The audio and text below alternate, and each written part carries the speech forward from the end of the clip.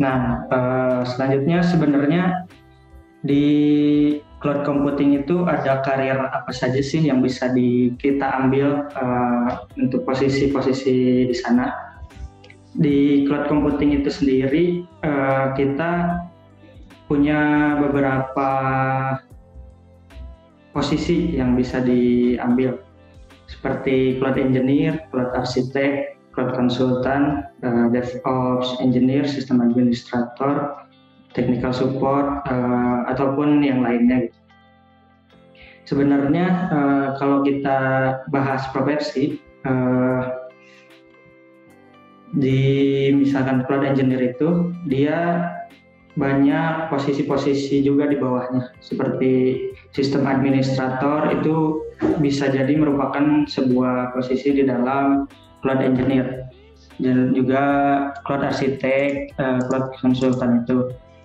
Di sini saya akan memberikan share screen yang lainnya untuk lebih jelas gambaran di karir di cloud computing itu. Nah, sebenarnya flow untuk pekerjaan di cloud computing itu ketika kita menerima mandat dari manajer atau atasan kita untuk membuat suatu layanan, nanti layanan tersebut bakal di-handle oleh misalnya cloud engineer dan cloud architect karena mereka memiliki level yang sama. Sedangkan cloud consultant itu seperti yang tadi Om Bahtiar jelaskan, dia bisa memberikan solusi kepada customer yang misalkan mereka ini butuh sistem kayak gimana, misalkan server mereka ingin memiliki data backup setiap hari ataupun setiap minggu, lalu disk yang mereka inginkan di server tersebut bisa berjalan secara redundan ataupun ada backup secara real time, sehingga ketika terjadi kerusakan pada disk, mereka bisa data mereka itu tidak langsung hilang, masih ada backup dari disk yang sudah dijadikan redundan tersebut. Lalu untuk cloud consultant ini biasanya mereka berkomunikasi langsung dengan customer supaya lebih jelas apa yang bisa di-provide kepada customer tersebut, dan juga sesuai keinginan customer tersebut gitu. Jadi supaya nantinya sistem yang mereka punya juga bisa diberikan support dari kita sendiri apabila terjadi kendala. Lalu dari cloud engineer atau cloud architect nanti itu misalkan kita memiliki tugas untuk membuat suatu produk baru, kita akan melakukan research dan juga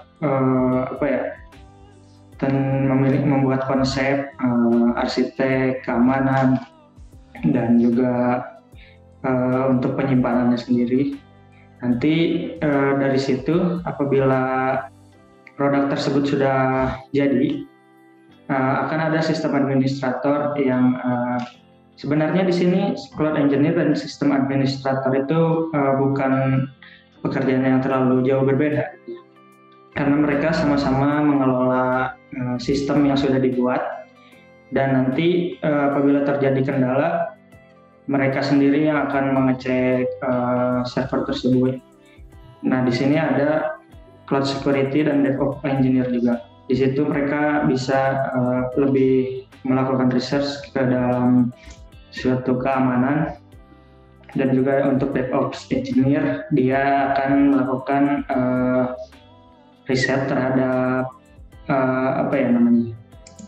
fleksibilitas dan juga otomatisasi di infrastrukturnya, supaya biasanya DevOps engineer itu mereka kerjaannya harus terintegrasi gitu ya.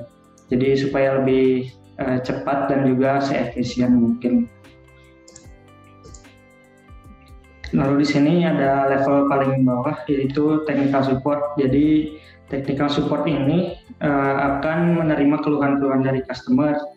Nanti di level technical support ini apabila ada customer yang memiliki keluhan pada layanannya, dia akan melakukan troubleshooting. Nah, dia sendiri melakukan troubleshooting itu dengan ada sesuai kebijakan. Jadi dia tetap meminta kredensial dari customer. Kredensial itu adalah akses masuknya. Jadi kita sebagai penyedia layanan juga nggak semena-mena buat masuk langsung ke servernya gitu. Kita tetap minta izin buat ngecek si layanannya, kendalanya di mana, dan apabila di technical support kendala tersebut dapat diatasi, dia langsung provide itu infonya ke customer.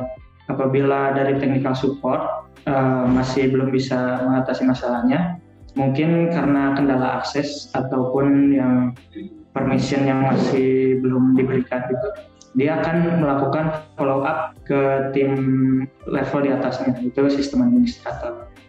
Nah, nanti di sistem administrator dia bakal bantu untuk ngecek ulang, dia reproduce case-nya. Nanti dia juga akan provide infonya itu ke technical support untuk di-provide ke customer.